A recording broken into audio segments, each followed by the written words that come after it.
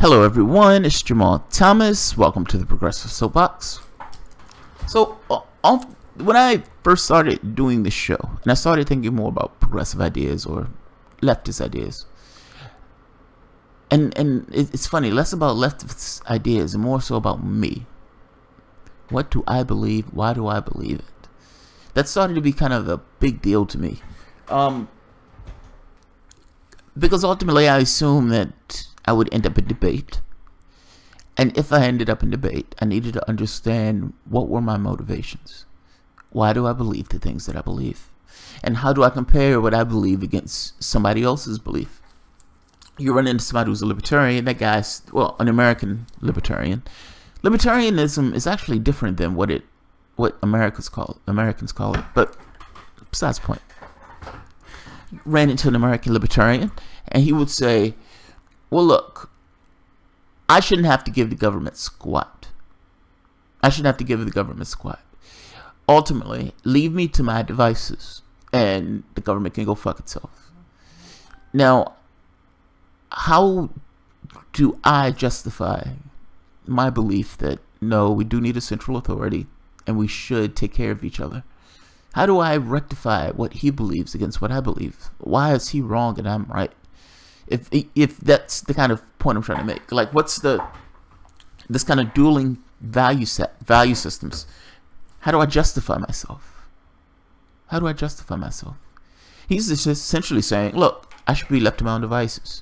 I don't want to have to give money to help the poor. I don't want to have to give money to help anything if I don't want to. Let people who want to do those things do those things. For instance, charities. Let charities do that. I want my money. Fuck everybody else. Now, can't use religion for this. From the perspective of state, the perspective of this kind of secular interaction with one another, there's no God above. There's no hell below. The arrangement of the society is whatever you want that arrangement to be. You're radically free. By that I mean the human population in its entirety across the globe. So what is your stake in the ground? What is it? Where do you plant it and why? It took me a little bit of thought. It did take me a little bit of thought. But what I ended up on were certain truisms. All right, what's true? What's true? If you're going to base something off anything, base something off of what's true, what's real. The world is real. Humanity is real. Human beings, at least real to the degree that we call real. I interact with somebody else, somebody interacts with me. There's a consciousness there. What has more potential than anything else on this planet? That will be us. That will be us. That will be human beings. So I'm going to place my value in human beings. It's just so happened that I am also a human being. So, hey, we have a winner. So this kind of emancipatory humanism, that's why I base my value. What's good for the human being? How do I help the human being persist itself? How do I minimize pain but maximize this idea of allowing these people to be what they want to be? Human beings need certain things to exist. That's one place to start. Whatever game space you're going to conjure up and create. My game space is human beings have value. Human beings, that value should be unleashed. Human beings are important. How do I maximize what it means to be a human being? I need to make sure that that person has the things that that person needs to be maximized. So as a human being, there's certain things that you need. You can't exist without food, clothing, shelter. And I would add this thing of being something where the person can affirm who they are. Let that person be a person. There's certain things that are inherent to being a human being that are expressed just in the way people interact and behave. Now, the society itself can either embolden these behaviors or it can inhibit these behaviors. If you're going to inhibit those behaviors, you're going to get aberrant behavior. If it's difficult for the people to have the things that they need, then how are they going to behave? They're going to do what it takes to get the things that they need. Their body, in this sense, would degrade if they don't have those things. So yes, if I need food, I don't care about your laws. I'm trying to get food. If I need to feed my family, I don't care about your laws. I'm trying to feed my family. There's certain things that are just inherent to being a human being. I'm saying that whatever society you create, it should be very cognizant and mindful of those things. That's the point I'm making. When I put my stake in the ground, and I said my stake in the ground is on this kind of emancipatory humanism, that's where I start. The laws or the fabric of the society itself should help that, not inhibit that. Technology is one of those freeing things, emancipatory things.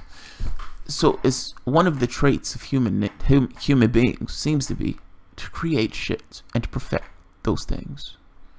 So you're going to build something, then you're going to build something better and a little bit better and a little bit better, a little bit bigger and better.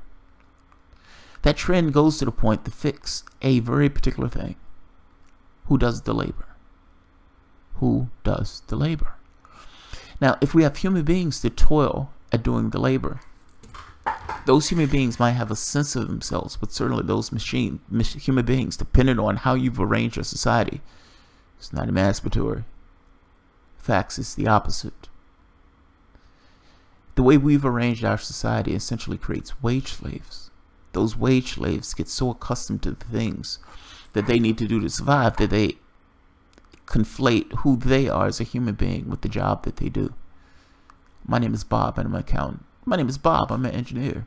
My name is Bob, I do some other stupid human trick. Your society, and again, I make the point, no heaven above or hell below is telling you how to create your society. I justify what I'm thinking in the sense of, if you let technology do the labor, you have time for human beings to be human beings. That's the point I continuously try to make. We've arranged ourselves in this odd way. You can have any arrangement of the society that you want, providing you're willing to pay for that society. What are the consequences of the society that, in the way in which you've arranged yourself? I make the point that human beings are malleable. If human beings are malleable, then they're contorting themselves to the society that they're in. They're behaving in a particular way based on the society that they're in. If I raise a human being on a Mars colony with a bunch of Martians, he would act like a Martian. If I raise him in Japan, he would act Japanese. You're a product of your environment. There's an aspect of you that's you, but that you bumps up against your environment. It creates who you are to a large measure. I want to show a scene from Jacque Fresco that I love. I just saw it this morning, but I love, he's making a point. He makes it in a soft-spoken way, but he does that for a reason. Let's take a look real quick. Forward book again. The old book. Yeah, the really old book. It's amazing. You were speaking about the same things already then. Oh, yes, similar. But I'm not psychic. It's just called extrapolation in science. Mm-hmm, yeah. It's nothing magic. No. It's based on just projecting technology to the next step. But a lot of the social ideas have Yes. still not come around. Well, sure, you can't have advanced value systems. You can't arrive at them in this type of economy. So you think it's the economy that is holding the social issues Oh, back? yes, very much so. Is it because you can't be independent enough to choose? Yes, you're too dependent today to be a free thinker. Do you never feel sad that people Yes. are... I feel very sad. That's why I write books. Yeah. I feel very sad that I can't share what I've experienced because it makes life so much easier for me. Yeah. It's easy for me to invent things, design new things. I don't think a lot about it. You know, it comes because of my questioning. What's the roof for? To keep the rain off. Well, if I had an umbrella, just a stick that caused the rain to leave electrically, I don't need the cover. If I'm walking down the street with that stick alone, normal people would wonder what that is. I'm afraid of normal people. I understand all that. That's why I say I can't get much done in this type culture. Yeah. Because I have very few people I can identify with. The minute you utter the first few words, what do you mean we don't have free will? That's the price you pay for going off the beaten path.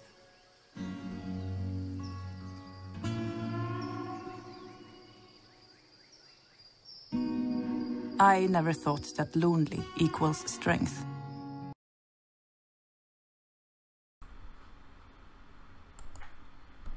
He said, I am afraid of normal people.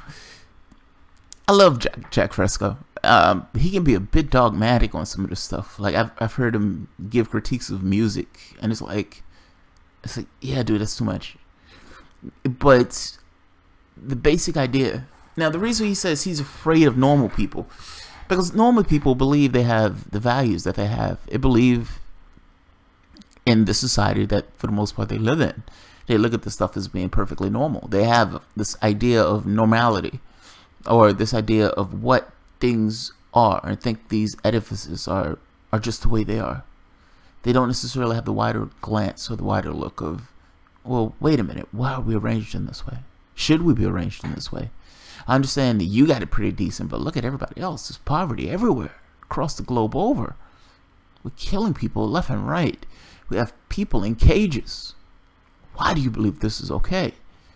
You're destroying your environment. You're destroying the habitats which you believe you need to live. What, 50 or 40% of the extinctions that have taken place have done so in the last 50 years. Sperm count of men in the West down by 40%. You have plastic all throughout your oceans. We put metric tons every year. We live in a world of horrors. And we find those horrors to be perfectly acceptable and okay. This is the way things are. This is the way things always are. Things are a little bit better now. But the reality of it, the sheer reality of it, when you start tallying up what takes place for this idea of normal to be okay, it is terrifying that anybody will look at this as being normal. You can have whatever world you want, and this is the world you chose. This is not normal. This is abnormal. Particularly if we're talking about what does it mean to be a human being, and how does a human being exist and function, and how can you have a society that nurtures the functioning of that human being so you don't have these terrifying realities that take place every day. We need the ecosystem to live, and yet we're doing everything in our power to fuck that ecosystem over. We look at just the 0.01 insanity. We have a finite planet, a very finite planet. There's a certain carrying capacity to that planet. We completely ignore that carrying capacity. Doesn't exist, doesn't apply. We're going to rape this world of all the resources that we can use. We're going to use those resources in the most haphazard ways in order to make products and trinkets that oftentimes we don't need, oftentimes we don't like. And even when we do like them, they go obsolete within a few years. We throw those things away into landfills. We trash our world purely for this idea that if we built a product that lasted for long periods of time, that company will go out of business.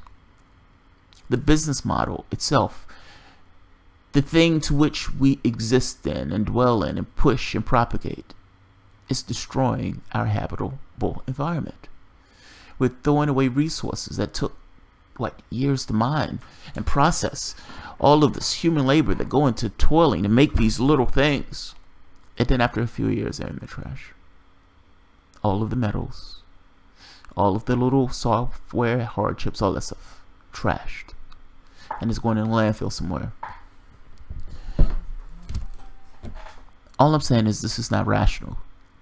We're living a terrifying existence. Jacque Fresco says, I feel sad for them. And he doesn't say it from any level of contempt. He doesn't even say it from a level of trying to be better than or anything else. It's just, those people think this is okay. Those people think this is normal. Their values are not real. The things that they value aren't real. And yet, they persisted. It goes on. They never question the wider thing of why. Why are we arranged in this way? Can we be arranged in a better way? Doesn't occur to them. This idea of technology doing the labor doesn't occur to them. This idea that 90% of the jobs can be automated right now doesn't occur. It doesn't occur. Doesn't matter. They're fully ensconced in all that this is. Terrifying realities and all. He's asking the question, or he's not really asking the question. He's just saying, I'm sad for them that they believe that. He's a better person than I am. It annoys me more than anything else. You have this kind of false consciousness that pervades the entire country. I would even argue the entire world. This idea that people who work and make things are the overwhelming majority of the people on the planet. And those people don't in any way get together in a certain level of solidarity and say, okay, this is how we want to be arranged. We want people to be free. How do we do that? Let's build technology to allow people to be free. No action. Can't do that. Can't get people to do that. People are ensconced in the way things are. So yeah, he says, I feel sad for them. You can't gain traction in an economy like this. He's essentially saying people can't be good to get along. Being good, doing the right thing, loses you money. Or at the very least can make you much more vulnerable than you would ought or would ordinarily be. Everybody is a vulture. Everybody is trying to get over on you, because you need to get over on somebody if you're going to make ends meet. Being fair is not necessarily prized in the system that we're in. That's the point he's getting at. You're in an economy where you full well understand this idea of scarcity, so you have to do something, some task, something, to make sure that you and your family don't go broke, don't starve. To used car salesman is greasy, not because he wants to be, but because he doesn't have a choice but to be. He has a wife and a kid to feed. The politician who acts duplicitous and does things that are against what he said he was going to do. There's no profit in doing the right thing. You have a society that rewards criminals and crooks. I mean, that's just, look, that's the fundamental truth. Having this idea of, I'm going to do the right thing, I'm going to stand on principle, I'm going to be a man of integrity. You're not going to be paid for your integrity. You're going to be paid for what they want you to do. They want you to do things that make their profits larger. So you're in a company, that company is doing something gross and bad socially. Some people can leave, but can you leave and trust that you're going to find another job? And there's the rub. In every situation, you have to sell yourself in some way to make enough to make ends meet. The very act of selling yourself is slightly offensive, but it's also, I don't want to say alienated, but it's like there's no real compensation for your labor. This idea of you're always stuck being some kind of cog in the wheel of something else, even if that something else is doing disastrous things. You can't be good in this economy. That's what he's saying. It is a very difficult thing to do the right thing. McDonald's doesn't make hamburgers because he believes hamburgers are awesome. He makes those things for profit. The hamburger is a side project. He's not going to give you the best hamburger. He's not going to give you the most nutritious hamburger. He's going to give you the bare bones minimum he can do, because that allows him to accrue more profit. What is the least thing that I can make that these people will eat? Well, there's your hamburger. There's your hamburger. What is the least best thing I can give these people that they'll buy as a computer? What is the least best? The market system doesn't necessarily allow for products to be the best product they can be. It allows for them to just be good enough for the consumer. That's it. If he makes it the best that he can be, they're going to lose profits. Look, I don't want to belabor a point. I'm just trying to say Fresco is right. I agree with him on this. There's a lot of stuff I think he's being immensely dogmatic on. But on this, I think he's right. I think he's right. Alright, guys. This one ran a little bit over, but... And, yeah, this one ran a little bit over. But I like Fresco. Ultimately, I like him. Thanks, guys.